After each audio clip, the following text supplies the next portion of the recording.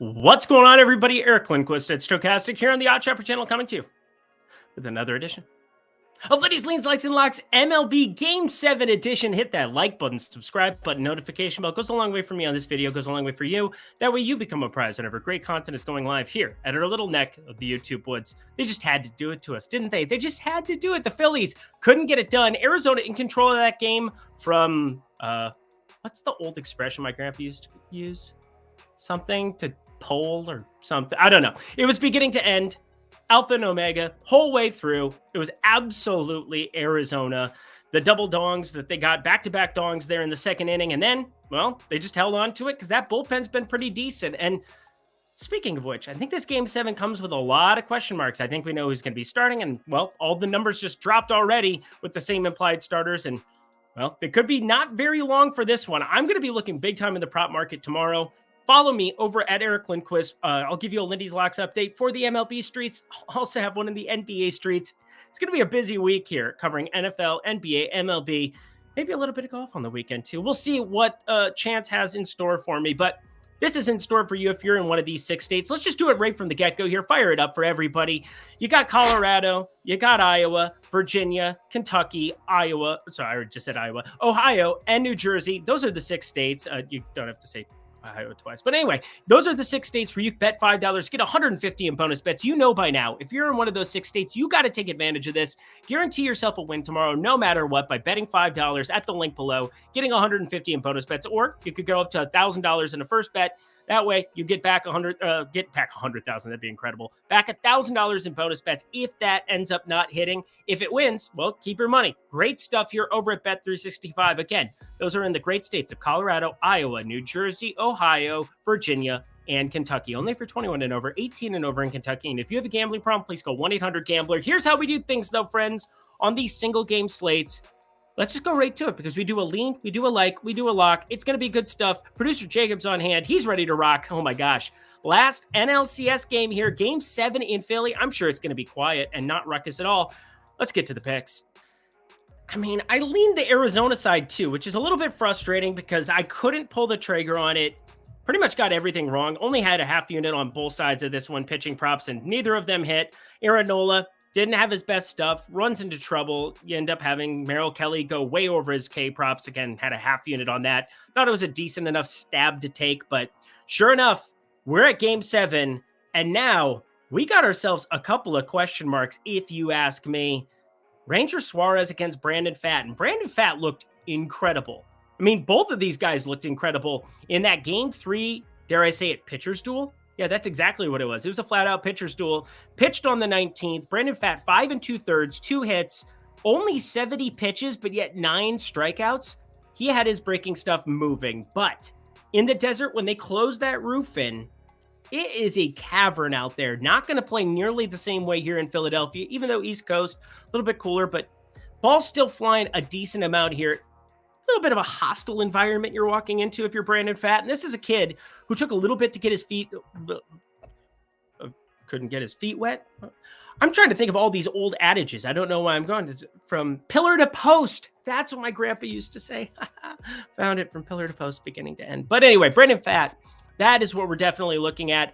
Possibly shorting his outs prop here in some capacity. And yet, I still think we want to be looking at home runs here right from the get-go. You throw Brandon Pfaadt out there instead of Joe Manaply, who I thought had a chance to start this Game 7, have the one inning of him going left on left, guaranteeing a Schwarber and Harper matchup in some capacity.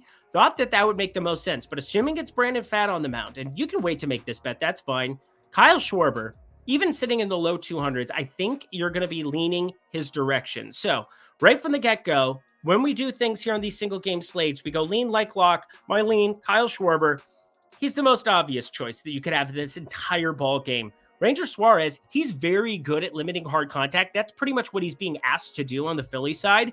I don't know if I want to go out of my way to target any of these guys. And if you look at what happened with a couple of these pieces, like specifically like what that bullpen rotation looked like today after a day off, you ended up having Arizona. Yeah, they went to the Penny Sewell, Ginkel, Sal Frank. They had to go out and win. You ended up having Kimbrel, Soto, but one big omission from the Philly side. Jose Alvarado did not appear. And he's kind of been the ace throughout this entire postseason. And these are the small little edges that you can find where maybe it's not reflected in a number. Maybe it is. But as I was running things, I think there's a couple of cent correction that needs to occur in the marketplace on one play and one play alone, friends. That is looking at the under 8.5. There is going to be such a short hook on both of these pitchers. You have the big boys for the Philly side. Again, they did not care about holding back Craig Kimbrell today. Down 5-1, utilized him in the 8th inning. A little bit surprising to me, but they had Michael Lorenzen eat up an inning and 2/3 there. Again, he's normally a starter, but has been pretty much absent throughout these postseason, even though, no earned runs. He's a 0 ERA throughout that. That's pretty interesting. But knowing Alvarado is there has to be an interesting piece for Philadelphia to utilize as needed, specifically against Corbin Carroll, Alec Thomas. Those are the two lefties that you're targeting, specifically Corbin Carroll, who has struggled throughout this postseason relative to his expectations. Nice to see him get on the board in some capacity today. Got a single. But again, batting .250. He's been like dynamic. Ketel Marte, all-star stuff. Tommy Pham and Lourdes Gurriel doing the double dong in that second inning. That changed the complexion of this ball game. But knowing Alvarado sitting there, knowing that all the big boppers that I care about the most on the Philly side are available for this game on 3 days rest, basically. Well, 2.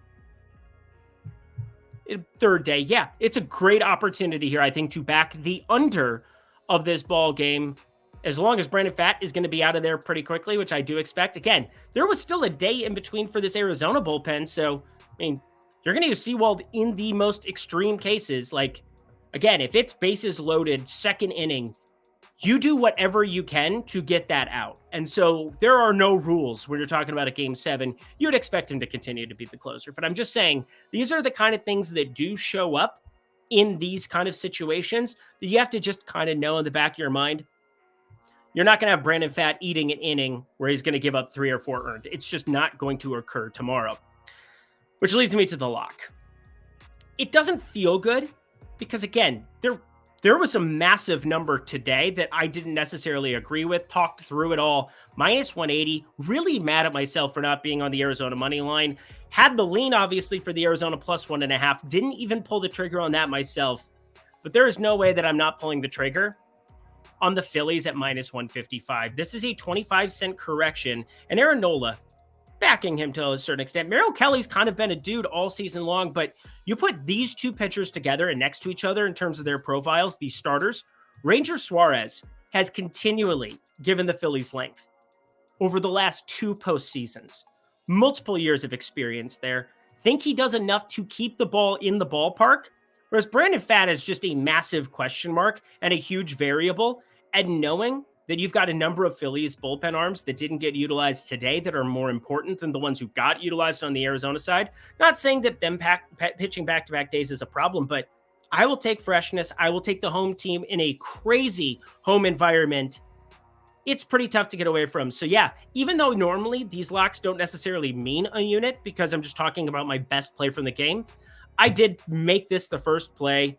Didn't even attach it to the under. Just I like the under a lot. Have a half unit there already. But the Philly money line, I think they get it done. I think it's low scoring. If you want to take the Schwarber shot, you can. I'm not sure if I'm going to or not. Want to see the numbers tomorrow. Again, follow me at Eric Lindquist. I will give you a Lindy's Locks update over there in the old MLB streets and the NBA streets. Because again, NBA Lindy's fully operational Death Star at this point in time. Excited for that. These are the videos you've been looking for. And that does it for another edition of Lindy's Leans, Likes, and Locks in the MLB. You know what to do. Go to that comment section below. Let me know your favorite plays on the board. Going to be a wild one. I'm excited for Game 7 baseball. Second time around. I'm going to go finish watching the end of this Texas game here as well. Great stuff. Seeing some dongs early there from the Texas side. Wish it was my guy Garver. Wish it was my guy Evan Carter. That would be awesome. But Seager, Dallas Garcia getting into the party early here. Going to watch the end of that. And then my Minnesota Vikings. We recorded this at halftime for a reason. But anyway, thank you to producer Jacob, my friend. Good stuff. Good stuff as always. Excited to be here in the NBA streets with you. If you don't mind, go check that out. And again, Ben365 talked about them throughout. Alrighty, y'all. Special MLB Game 7 edition. It'll be the World Series next time that we talk in the MLB streets. Until then, I'm Eric Lindquist. Best of luck in all of the sports streets, but specifically Game 7 of Philly and Arizona on Tuesday.